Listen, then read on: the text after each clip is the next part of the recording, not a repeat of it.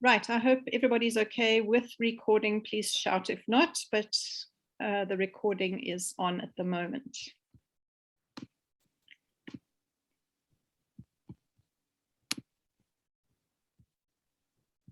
So, sorry, I'm just trying to find myself again.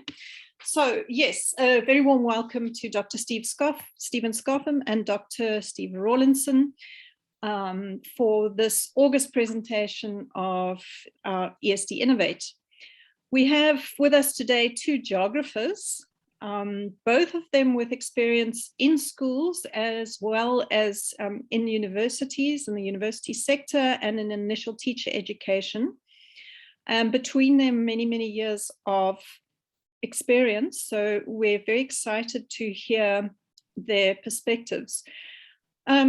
Geography for me is really the place which is at the heart of ESD.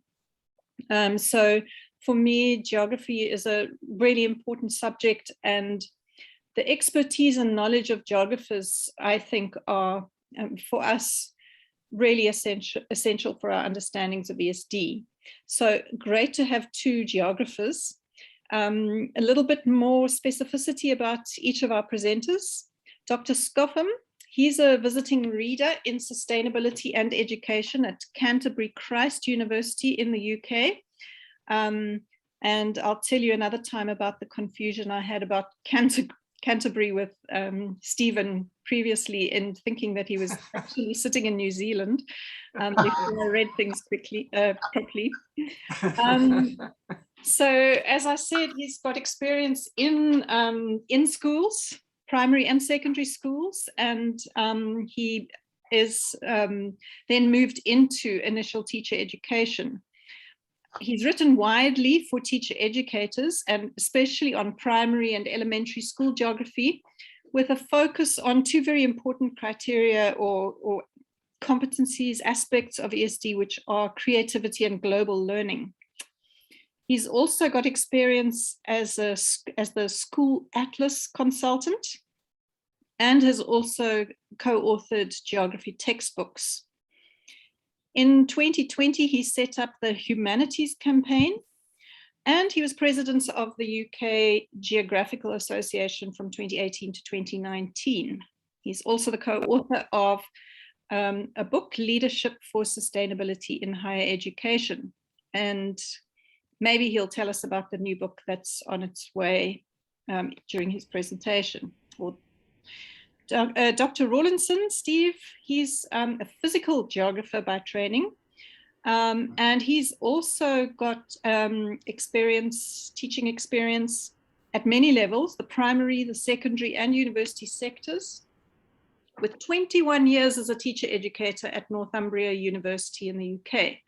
So great expertise here today. It's nice to see, even in his choice of picture, that Steve has a lifelong passion for being and working outdoors. I see even when he's on Zoom, he puts himself against an outdoor background. Thumbs up to that.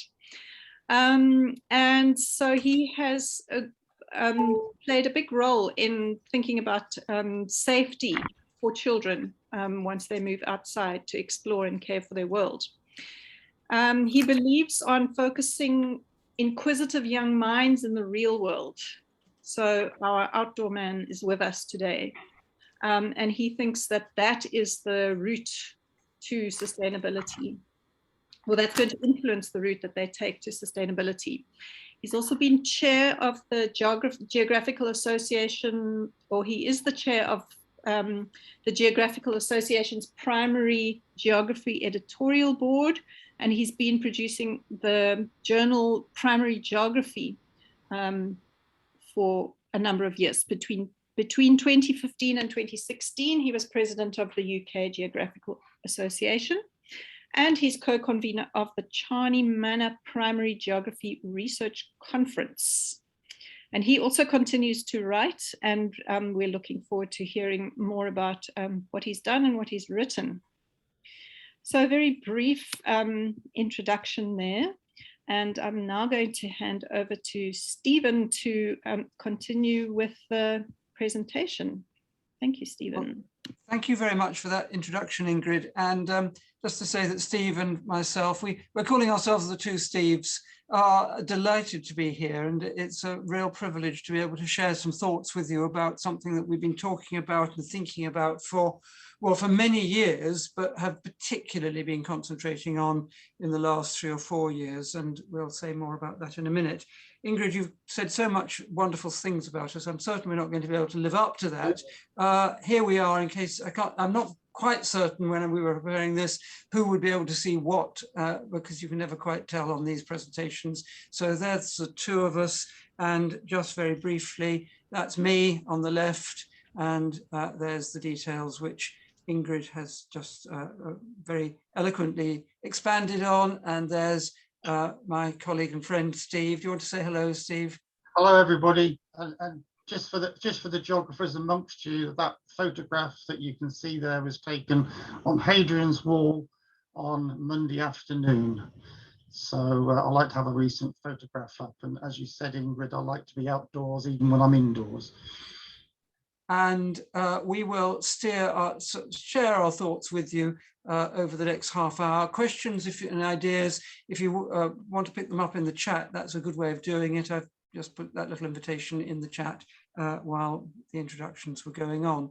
So we've been collaborating over the last 18 months on a book which is due to come out early next year called Sustainability Education, a Classroom Guide. And that is pitched particularly at the classroom. That's why it's called Classroom Guide.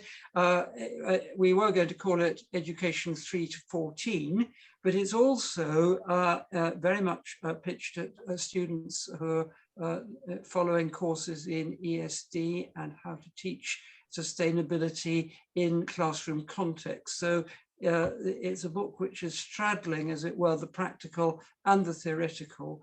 And it's a book that's not been written before, because what we, as far as we're aware, we haven't found a book which teachers and teacher editors can pick up, which systematically looks at the way in which a deeper understanding of sustainability can be developed. It's easy enough to find something on global warming or plastic or whatever, but how do you put that together in an age-related, progressive way in which children are given topics and ideas and introduced to thinking which builds into a deeper understanding of sustainability literacy?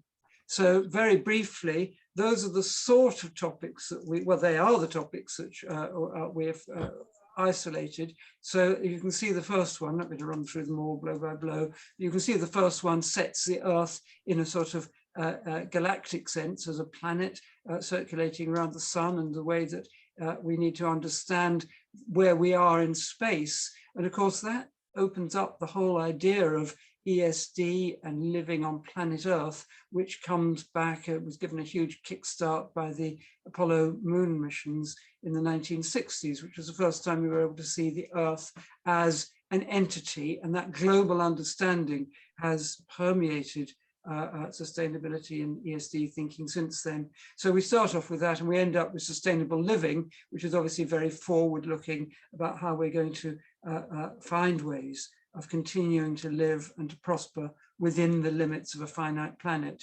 And one of the things Steve and I were interested in is there's an awful lot of focus and discussion at the moment about global warming, and that is obviously an absolutely critical part of this whole challenge of living within planetary limits. But one of the things to notice there, that it's just one of a whole range of topics and themes which we think make up a rounded understanding and a deeper understanding of ESD. So that's where we are, and we'll move on to the next one, which is a little diagram that just says what it says diagrammatically what I've just said in words, that we are starting off in our book by looking at what sustainability actually means in a theoretical and philosophical sense, and moving on to what this means in teaching in educational terms to classroom practice. And it's framed on the one hand by the ecological crisis, which is ticking away and gathering momentum very tragically around about us. And it's framed on the other side by fundamental narratives, beliefs and understandings which we bring to our perceptions of the world. So the classroom practice and implementation, which is what we're particularly focusing on, is subject to those different forces, which is tried to sum up in the arrows to show that it's actually being squeezed or framed in different ways, depending on where you're coming from. So there we are. That's what we've been thinking about. And of course, in order to unpack this, we've had to say, well, what do we understand by sustainability? We've been using the word sustainability rather than ESD. And one of the well-established definitions is this one on the left, which shows the 3 pillars model, which focuses on not only on the environment and the ecological side of things, but also on the economy and society, and brings them together under that heading of sustainability. That's the definition, really. That's the Brandt definition, and it's stood the test of time very well, but it's also got severe limitations. We've adopted a more dynamic definition, which could be expressed of sustainability as being about reconnecting, and that idea of making new connections or reconnections to ourselves and to what makes us tick, to other people and understanding other people and the operations of society, and recognizing how that moves us forward into the future and and helps us to anticipate the future, because the decisions we make today will play out in the years to come. And so it's much more interactive and dynamic notion of sustainability as lots and lots of different connections, but it puts people very strongly, and yourself and your understanding of yourself and the society you live in very strongly into the picture. So we play around with that. So the 3 pillars model, or the interrelationship model, and we don't want to say there's one there's one absolutely definitive way of looking at sustainability. That's one of its strengths, but it's also one of its weaknesses, because it can mean everything to anybody and it can be hijacked. The themes and topics that we take, well, just visually, this is really running through what I just mentioned earlier, but planet Earth, animals, food, pollution. Ingrid, I think that's one of your pictures in the top right, that ant. It is. And do you recognize that ant, that particular one? Yes. I think it might be one of your pictures. Anyway, those are some of the themes which we take, and you'll see there that it's forward-looking. It's to do with the social and cultural dimensions, as well as animals and plants. And unifying ideas is one of the things which we played around with a lot.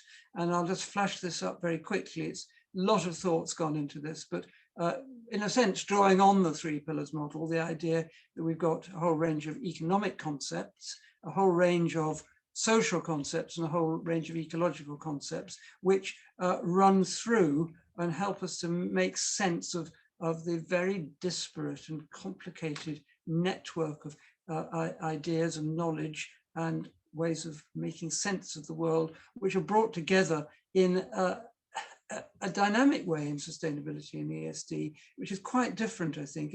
It's qualitatively very different from the traditional disciplines, and it's underpinned maybe by some fundamental concepts or general principles, such as these ones, such as care, because if we don't care for the planet and the future of the world, then you can blow the whole debate out of the water, more or less. It's to do with recognizing change in the way that the world is constantly evolving. It's to do with the way in which we're connected, and the world around us is connected in very complicated patterns and networks. It's to do with the cycles of life and growth and decay. It's to do with the patterns that we see in the world around us, developing a resilience in our systems and in ourselves, recognizing systems and systems thinking, and ultimately the unity of life on Earth. So some general principles which may be useful in making sense of a progression in sustainability and what it is to be sustainably literate. So we're playing around with a very complicated area where I think the thinking has not yet been thought.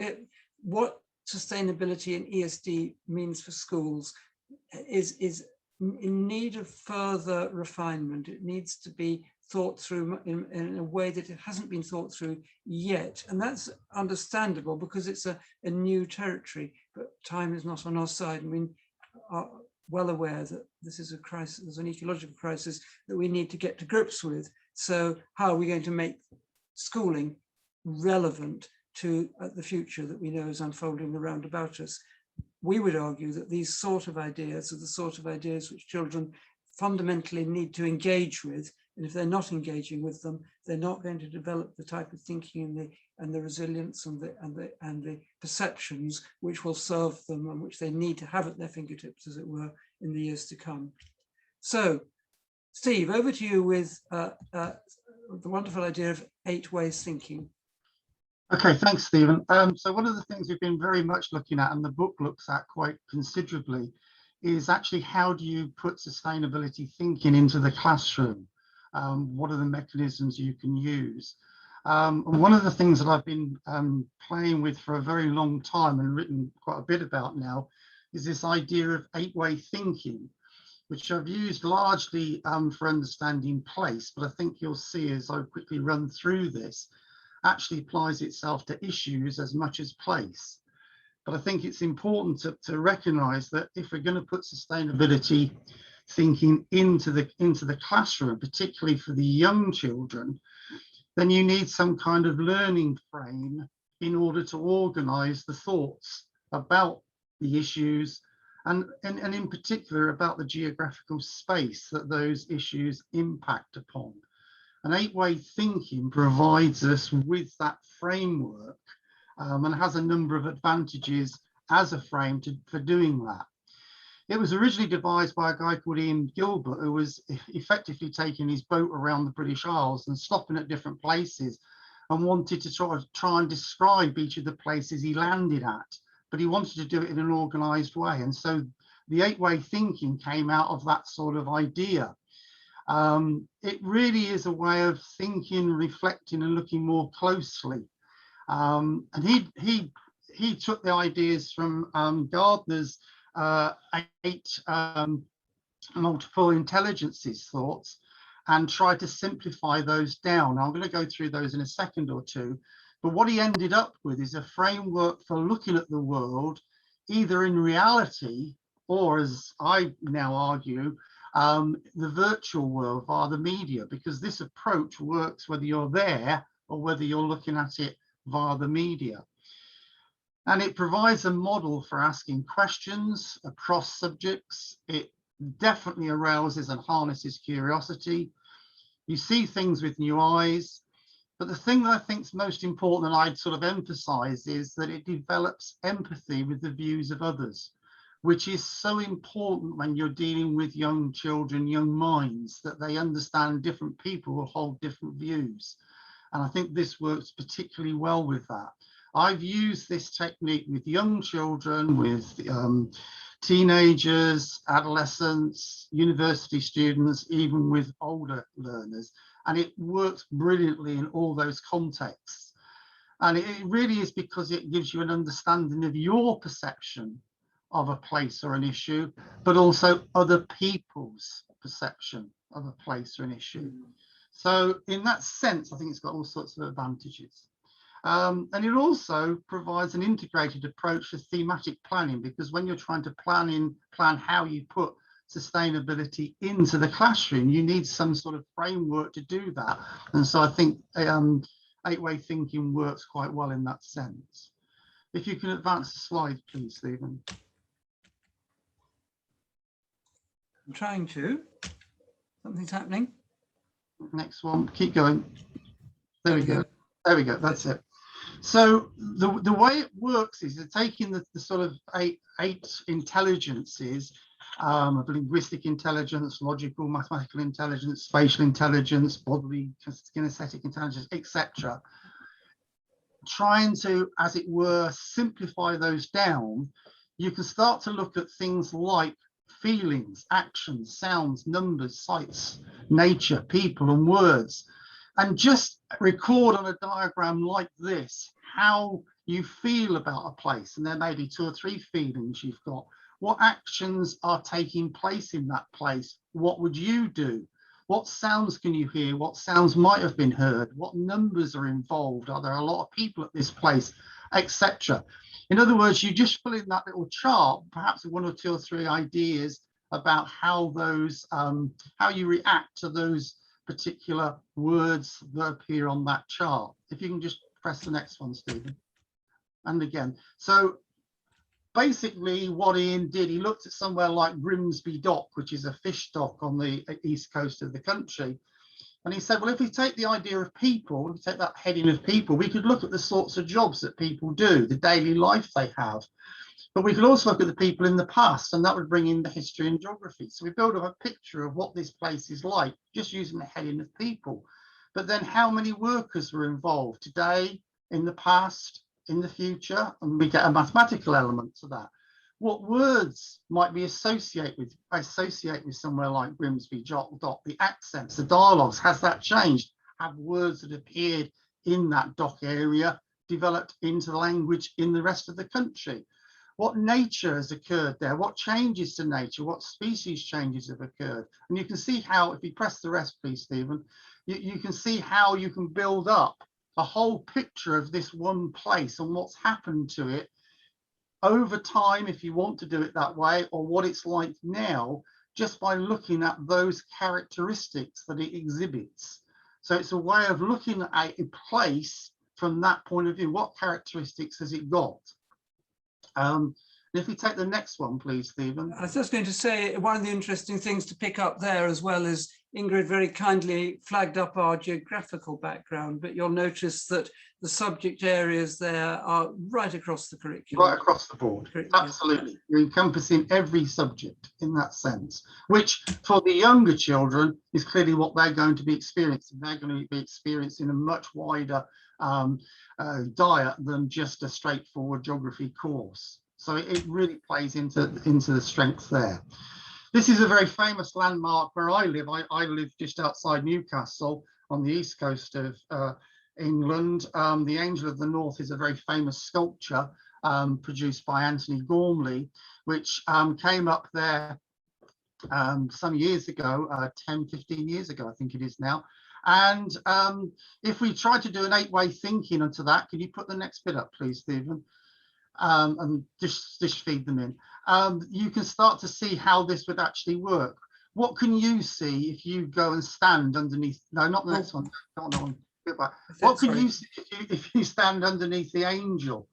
But if I take children up there, they're not interested in what they can see. They're interested in what the angel can see. What does the angel see when he's looking out from his sight? Who comes to the site? The locals, the tourists? Who's it there for? What are the numbers that see the angel? Now that's really fascinating from my point of view, or everybody's point of view, really, is that it's seen by more than one person every second, or 90,000 people every day, or 33 million people every year see the Angel of the North. And that's because it's right next to the main road that leads into Newcastle. So you've got this wonderful piece of modern sculpture that literally 33 million people see every year. So it has a big impact in the local area. The A1, sorry, I was sharing, somebody sort of saying they can't see the screen. Is it? Yes, I can see the screen. Yeah, the prof has a problem. Okay. Is there anybody else who can't see? Otherwise, Prof, I'm not sure. You'll have to just play with your settings because it seems to be your. Sorry. Yeah, as long as everybody's seeing it, that's fine. Okay. Just one. So basically, we can go through. Our location and just basically analyze what that location looks like, and also under these 8 headings, and we can then always compare what any individual feels about that place. And then we can go and look at another place and compare it with this place. So there's a huge comparison and similarity, differences approach that you can develop with this.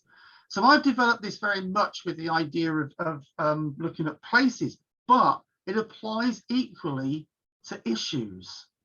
So if we go to this screen, if we sort of take the climate emergency, for example, and we started to apply 8-way thinking to an issue, a sustainability issue, well, how would that look? So if we take the sites, what visual evidence have you seen of this? I think the emphasis I would place here would be that you have seen. So if we're doing this with children, it would be, what evidence have you seen? And they might come up with something like the slide I've got there of the flooding that we've been having in Morpeth in recent times, of the river going up in ways that we've not seen before.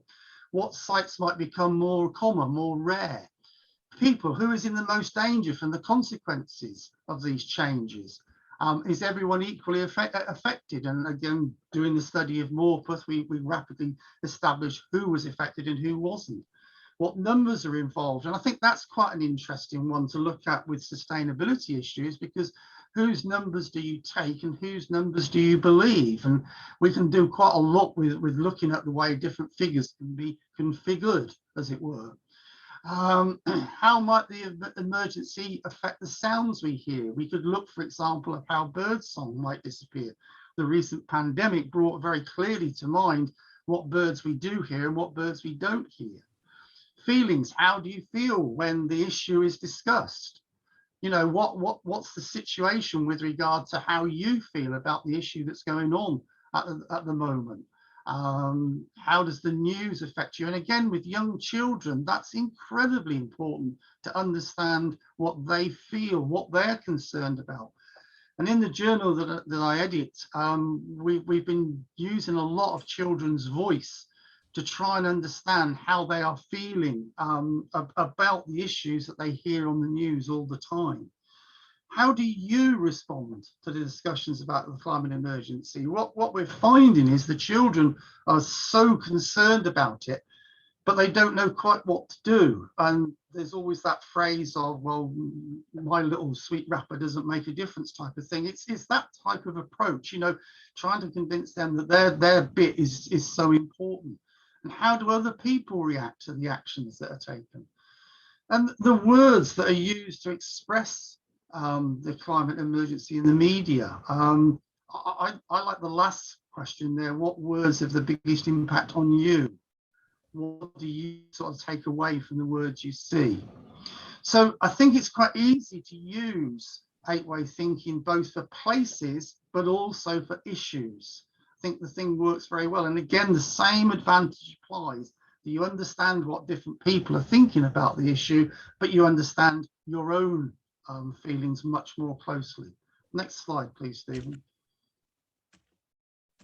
It's a bit sticky, just a minute. I'm not getting much. I've got no control.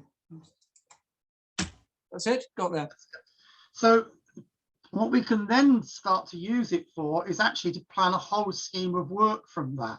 So in other words, we could actually take the 8-way thinking and plan our scheme of work and the things we would do in class based around those 8 words of people, numbers, words, nature, sounds, feelings, sights, and actions.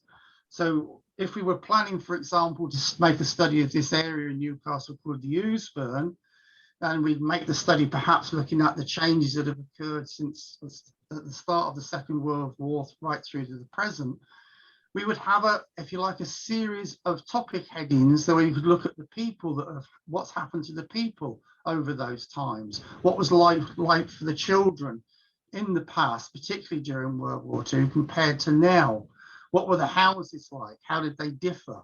And that would cover the areas of history and geography. We could look at the words that would describe the place. The certain Geordie is a dialect of Newcastle that were used while there were shipyards down in the Ousburn. And how have those words changed? What songs would they have sang when they actually were working down there? How has nature changed in that particular place? What are the issues that have occurred? And that would bring in our science and our design and technology. How do you feel about this particular place, having been on a visit down there? What would it have felt like if you were a worker making ships in that area in the past compared to working there today? All sorts of things would come out of that sort of 8-ways project. And you can see that that could easily be a term's work, just looking at that one place, but you'd be covering all those areas, all those topics and subjects within the framework that we've put up there. Next slide, please, Stephen. So to me, the value of the 8 Ways approach is that it's very interactive. It really engages and enthuses the users. It's a different way of looking at a place, looking at an issue. Every group sees things differently, and that, as somebody that has taken students outdoors a lot, is really important. It's fresh for the students, but it's fresh for the tutor. You're not going through the same process each time because each group sees it differently. It raises awareness of issues in the local area. And one of the things that we've found is we've been working with the local community a lot using this technique, and that's been very, very valuable. We've got a different perspective because they've used it. So for everyone, I think it offers a different process for developing a sense of place or understanding an issue, an ESD issue. It's an enjoyable and integrated approach. There's opportunity for the children to own their own learning because they can ask the questions. They can ask the questions about how they feel. And I think that's really important. It's clearly repeatable, so they get into a nice rhythm with it. It can be used in conjunction with the theme, and it can readily integrate and be incorporated with technology. And that, I think, is, again, another big advantage. So I'm quite happy, as I say, to talk more about 8-way thinking. There's quite a few references to it, etc. I just think it's a good way in which we can look at what is a very complex issue in sustainable development. It does, in a sense, simplify it down for younger children. Okay, Stephen, over to you. So one of the things which Steve has been touching on there is a whole range of opportunities, and we recognise that in teaching ESD and sustainability, we really need to think about the barriers and the obstacles and the complexities that we're going to run into so that we don't sort of fall into some of the more obvious traps. And it's very easy to get over enthusiastic about the projections and the way in which everything seems to be going wrong, and a doom mongering and negative apocalyptic vision of the future isn't going to stand us very well in the fact that children are going to be educated. They're excited about their future and the future that they're of the world around them. And so finding a way of being truthful while recognizing the challenges that lie ahead is really important. We're very much aware of the institutional inertia that plays out in all sorts of different ways, in both in higher education institutions and in education schools at that level, that here's the way we've always done it, and that's the way we're going to go on doing it, and it's very hard to change the formula. There's also that sense in which learning about what's going wrong and the problems that we're facing can trigger all sorts of psychological responses, and denial is one that crops up an awful lot, but also anxiety, and Steve mentioned that.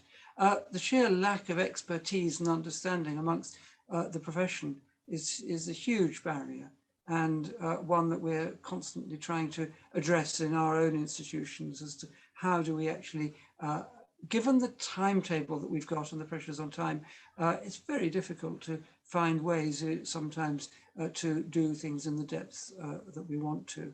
But on the other hand, all through that, I'm talking about the enablers, as it were, and pupil pressure, absolutely number one. I think children know that this is their future and they're seizing hold of it, and they're making it very clear that they are seizing hold of it, and they're going on as we are isn't an option. So there is a need and a time for radical change. Community projects, the role that we offer as teacher, international links and so on, all those things help to unpack and to give us opportunities. So rather than dwelling on the barriers, we probably need to, I would want to always look at the ways in which we can overcome those barriers and move forward in a hopeful, truthful and meaningful way. One of the areas that we've got to play out in is opportunities for outdoor learning. And here we've got a school in Australia learning about soil erosion at first hand. And again, so much the different ways in which they can respond to this. You can almost feel the heat coming up from that Australian picture. Here we got a school which has refashioned its curriculum around the Eco Council, which the children insisted on having, and which they sold, as it were, in inverted commas, to the head teacher, and the head teacher then senior management of the school have run with it, and it's led to all sorts of pupil-led activity, pupil initiative. This is the pupil voice being brought with in a controlled way, as it were, to practical action.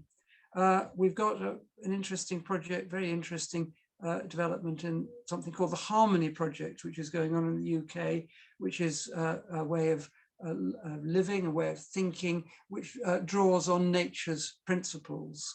And those principles can be distilled and have been distilled by the Harmony Project into 7 key ideas, not very dissimilar from the core principles which I suggested earlier in that slide about principles and concepts.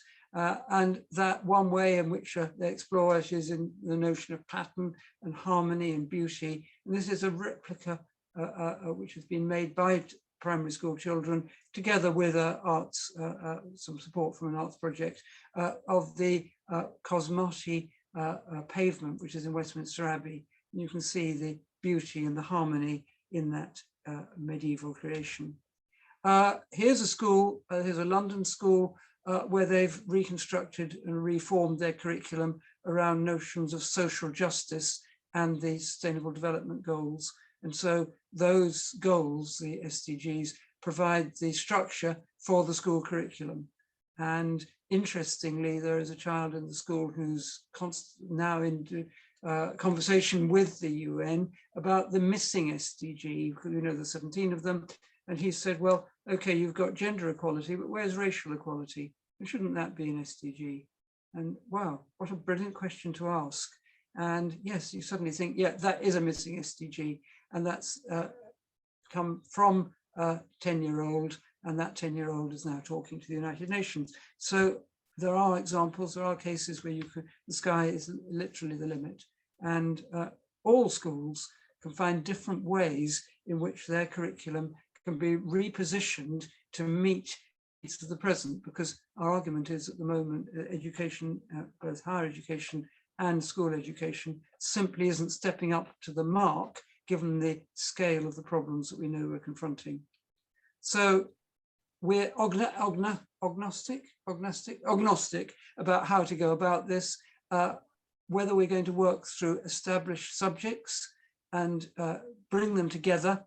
So that might be maths, English and science, or science, technology, geography, or whatever, bring those together through a sustainability topic to create deeper understanding, or whether we're going to start, let's say, from a powerful outdoor learning experience and then harness the understandings that come from maths, English and science and so on to create an integrated understanding. A synthesis approach is one idea, a theme debate, but both approaches is another idea. We could stay entirely within the confines of a single discipline, but not quite so excited about that. But finding ways of doing it will depend very much on the context and the circumstances in which a school is working. But finding also the links to the SDGs is going to give you strength in the contacts we've made around the world. And Ingrid, we're delighted that you're contributing to our book at the moment. The contracts that we've made, we recognize that many of our colleagues are saying, well, yes, sustainability is something we're personally passionate about. ESD matters to us, but it's not in our curriculum. Well, the SDGs are something that everybody internationally can refer to. We've all, 195 countries, I think, signed up to it. And that way of representing them as a sort of 3 layers is a very useful one, where you've got the economy at the top, as it were, functioning within the society. So the economy serves the society, but society itself is couched and it depends on the biosphere, makes sense of the rather complicated network of 17 different targets.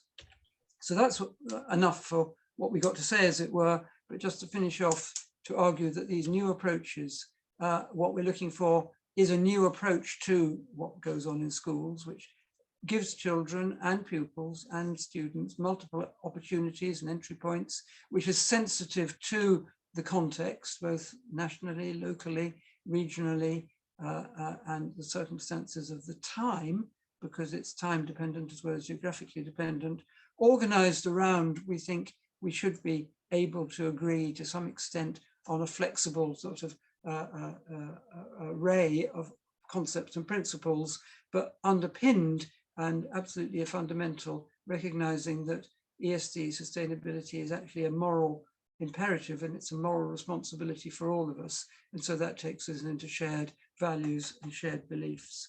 And so to sum it up, what we've ended up with through all this thinking is a hopeful but grounded approach to the most pressing issues of our age, which is how we live within planetary limits and ensure that everybody is as prosperous and gets a decent life as much as they possibly can within the constraints that we know we have to work with. So that's where we got to. Thank you very much for being with us, but we can now move on to questions and discussion. Ingrid, I think you were going to choreograph that for us. Yes, absolutely. Wonderful, wonderful presentation, wonderful ideas.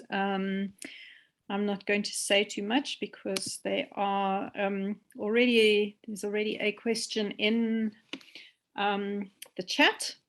So yes, apologies to Prof. Kanu, was it, who we lost, who struggled to see the presentation, but hopefully you'll be able to get the recording at some point if you didn't manage to find it. We have a comment in the chat from Suzanne from the University of Malta. Suzanne says, I am all for this transdisciplinary approach. This would seem to benefit from a team teaching approach, which requires that teachers are trained in this type of pedagogy, that schools allow for year-long formal and informal curriculum planning to cater for this, that there's some flexibility in lesson timetabling, and possibly that schools allocate more funds for transport. She's ... I think she's thinking along many lines and proposing some of the things we can think about. Would you like to comment, Stephen or Steve? I'll pick that up if you like and start. Am I on video now, or has that? Let me re-video you. I did put you off because... I'll stop sharing screen. Yeah, I've stopped sharing my screen, if that helps. Yes, I think... Reactivated. I mean, I think that's a really interesting comment, and one which I particularly, I can start my video, which I particularly welcome. I think that one of the problems that we've got in schooling, education and higher education is the concentration on the individual and individual achievement. And of course that is important, but it isn't the only thing. And recognizing cooperative learning and the way in which learning happens in a shared context is something that we haven't really cracked yet.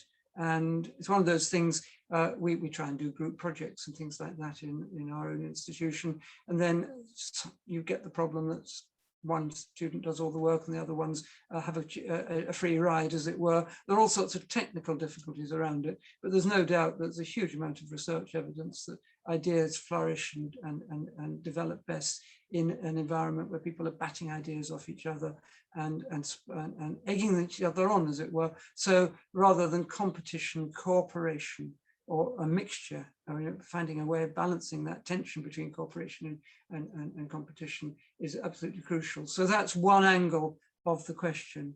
Steve, do you want to come in with further thoughts? No, well, I mean, I would just say yes, totally. Team teaching seems to be the way forward, and I think the point really with that is that not only do you, oh good, I'm going to start my video again. Not only do you, it helps the children, but also it helps that colleagues learn from each other, and sparking each other off, I think, is really very, very useful.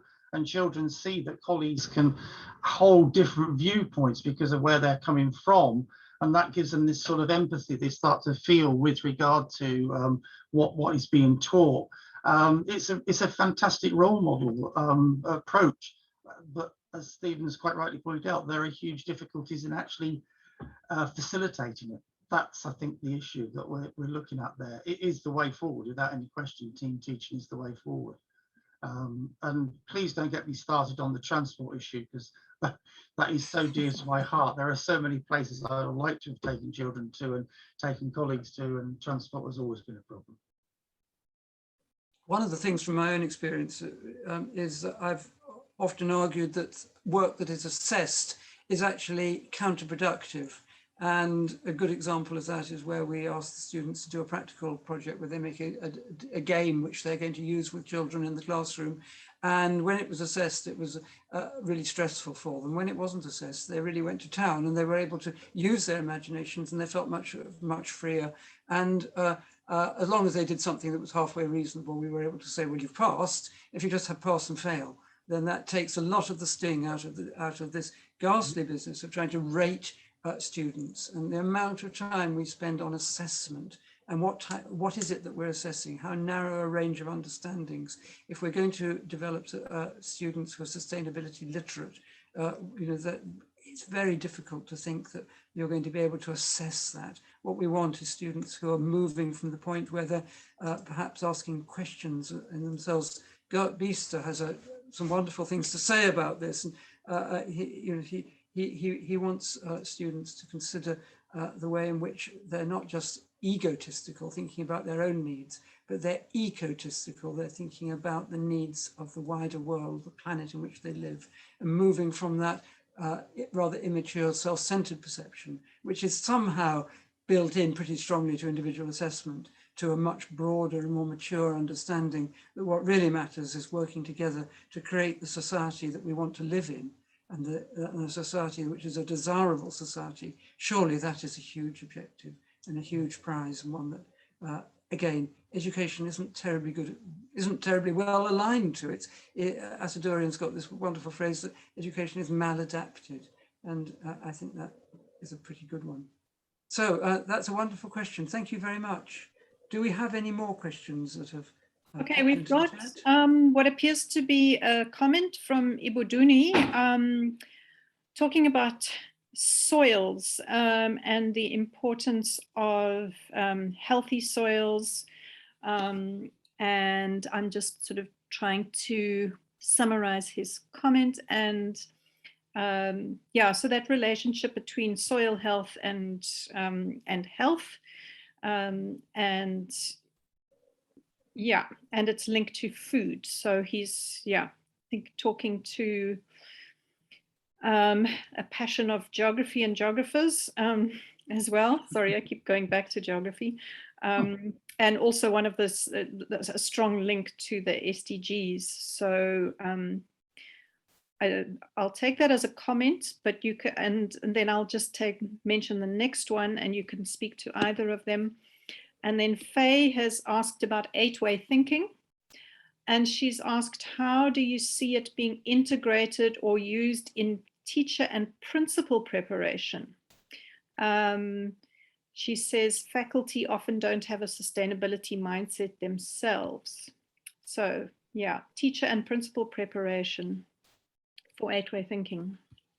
So either a comment on soil and its linked to health and food, or Faye's comment question about 8-way thinking. Shall I take the 8-way thinking, Stephen, first? Yep. I mean, that was the way that I worked. That was a lot of the units that I dealt with and taught on, and in the initial teacher education courses I was running, were based around the 8-way thinking idea.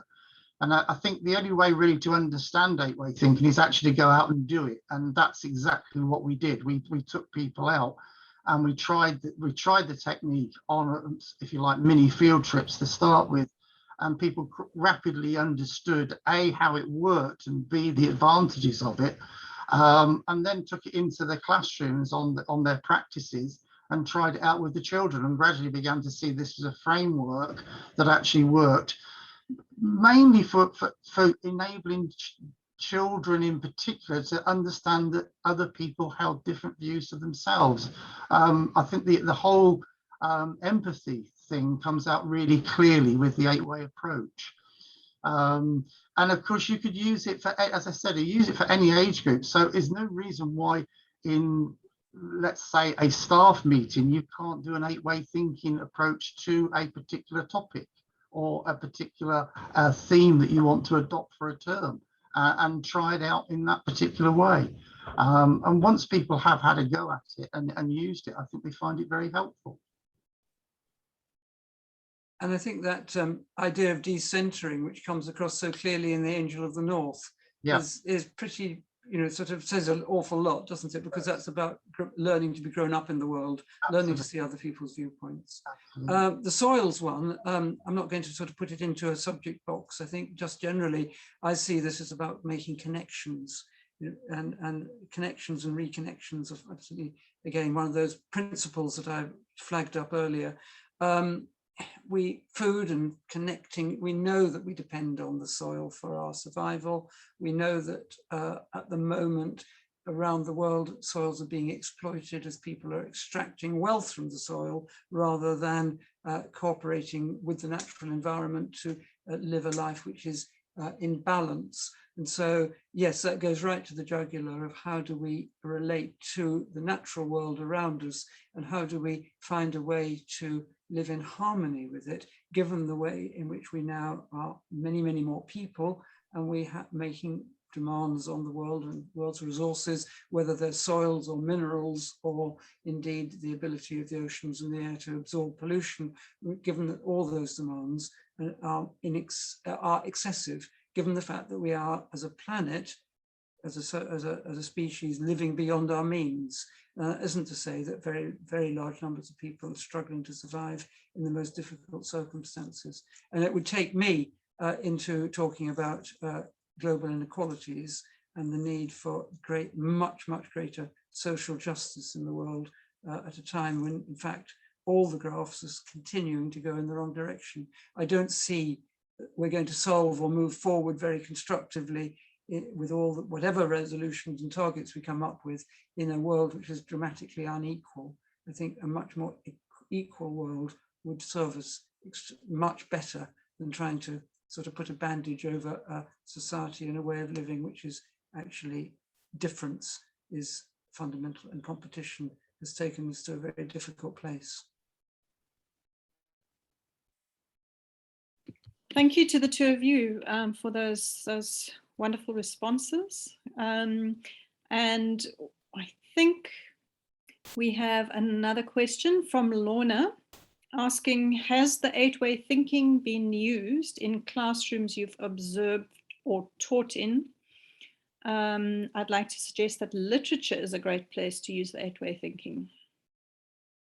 Absolutely. The answer to the first part is yes. I've seen it used in classrooms. I've taught it in classrooms with young children, students, etc.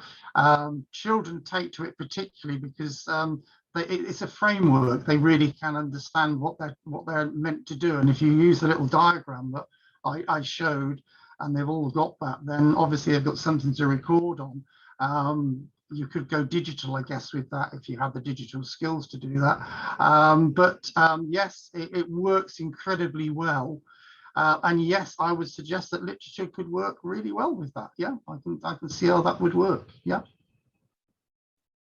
I'd be interested to see that in action. That would be good. I think you might see me reporting on using 8-way thinking in my natural science and technology classrooms. I look forward to it. Yes, very exciting model. I love it. There's another comment from Iboduni.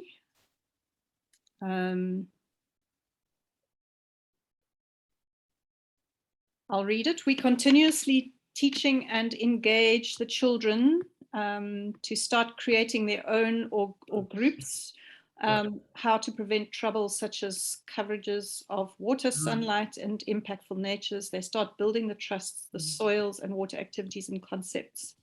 It's important, it's key for us. Okay. Yeah, I think that that takes us into the way in which you move from education into action. Yeah. I'm not quite certain whether it's education should involve action, so I'm not quite certain about whether they're a binary, but the way in which ESD takes us and involves not only learning about things, but actually doing things. And I think that's a really useful thing to comment on. And one of the issues here is the extent to which where do you stop on that, and the danger of getting, again, slightly over enthusiastic and getting campaigning, but perhaps campaigning has a place, but there's a delicate line to be trodden there between introducing children to the facts and getting them to the point where they understand the issues, making up their own mind, and then actually doing something and taking action. Yes, I think I was just sent back to my school days with the slide that you showed of the Australian children looking at erosion. It's funny how so few things from school stick in my mind, but the one was a field trip where we went and we looked at soil erosion, which was quite dire, and we collected thorn bushes and stones and we put them in the dongas and in the erosion channels, and still that's one of the most memorable things I've done. I was doing it today, in fact, in my garden where my dogs are digging up the garden and like taking thorn bushes and stones to try and stop the erosion channels that they're creating. So yes, that for me, action is very impactful. Right, we've got a comment from Uche. The attitude of educators at all levels towards the SDGs calls for some concerns in most countries because of ignorance of what it entails. Should SDG experts concentrate first on a movement to raise teachers' consciousness? You commented, Stephen, about teachers saying that the SDGs are not in the curriculum. Yes, I mean, I think that one of the reasons that it seemed to make sense, I think, to both Steve and myself to concentrate our energies on teacher education and is that that's a key lever for change. And within our own university in Canterbury, I've been working for the best part of more than a decade on raising the awareness of staff in all academic disciplines to the way in which they can bring sustainability into their teaching in a meaningful way, not just sort of shoehorning it in, but actually it being part of them, of the core of their teaching. So the ability of the teaching profession to get hold of the ESD agenda is going to be fundamental, and the way in which we can most effectively bring about change in the teaching education community is through teacher education. Yeah, I think that was one of the reasons why we wrote the book in the way we did, wasn't it, Stephen? To sort of give that basic knowledge about ESD and then give some practical examples about how it might be integrated into the curriculum. I think it's really important to sort of recognise the structure of the book was really quite key in that way. Thank you. We've got, we're heading towards the hour, but we do have one more comment. So I think I'm going to take one more comment before we end off. And it's again a question about eight-way thinking from Marceline. And she's asked, she said she suspects that the Forest School and the School Eco Council made use of this at an institutional level. What barriers were there and how can they be overcome? Well, one of the things that always strikes me is that the principal or the head of the school has such a huge influence on the way in which the curriculum develops. And I think one of the first people to convince about what you want to do with regard to ESD is the principal or the head. You've got to get that person on side. I used to have a most wonderful school that I would go to because they really were doing ESD in a very practical sense. The head left, and within literally 8 months, the whole of that work had evaporated. And I just think that is something to just be aware of, that the biggest barrier can often be the head or the principal of the school. You need the enthusiasm of the teachers, and that's one of the things that we're trying to harness, I think, with the book, is to harness the enthusiasm the teachers have got, and then that enables them to go and harness the enthusiasm of the children. I think that's where we're coming from. And I think the enthusiastic and inspired teacher who grabs hold of the SD agenda is a role model, not only for their pupils, but also in very much a role model for other teachers in the school, and very infectious. So that's another way, a very practical way of going about things. I mean, I recognize that we're working in a context where there are lots of headwinds. In Britain, I don't think we're unique, but I'm ashamed to think that we don't have the word sustainability in the curriculum for until you get to the age of 11. If you're younger than 11, you don't see the word sustainability in the published curriculum. I think that I don't understand how that's possible at the current time, but I know that the official guidance, and because we're in a compliance accountability culture, schools are trapped in and higher education is trapped in some very unfortunate pincers. We just have to find ways around that, and don't let, sort of, and I think what Steve was saying about the inspiring example is a good way around it. Thank you. Yes, and I think also in your slides you mentioned pressure from the children, which Yes, I thought, which nowadays we can't ignore with what's happening around climate change and climate strikes. So yes, okay. I think we do need to end there, and we've got one more comment from Marceline, just commenting on your response. So I agree. Yes, I see Shepard's unmuted. Sounds like Shepard wants to say something. Not really, Ingrid. I'm just preparing for the closure. Oh, okay, wonderful. Okay, so let me say my thanks from my side, and then I'll hand over to Shepard. But a wonderful thank you to Stephen and Steve for some wonderfully innovative and stimulating ideas. I'm going away with so much, and I'm looking forward to trying and applying. It's been very inspirational. So looking forward to the book, looking forward to more collaboration. Thank you to you, to the two of you, and also thank you to our participants for your engagement and your wonderful questions. And I'll hand over to Shepard for the final thanks. Thank you very much, Ingrid. I would like to thank you also, Stephen and Steve. Thank you very much for the presentation. I've got your presentation with me. With your permission, I will share it with your participants like we do with the others. And I'm sure that will be okay with you. Thank you very much. Well, we're very happy to have taken part, and thank you for the invitation. Thank you very much. Very enjoyable. Thank you. Okay, people. Bye-bye. Thank you very much. Wonderful. Cheers, everybody. Good evenings and good mornings to some of you on the other side of the world. So take care. Thank you. Take care. Thank you. Bye. Thank you. Bye.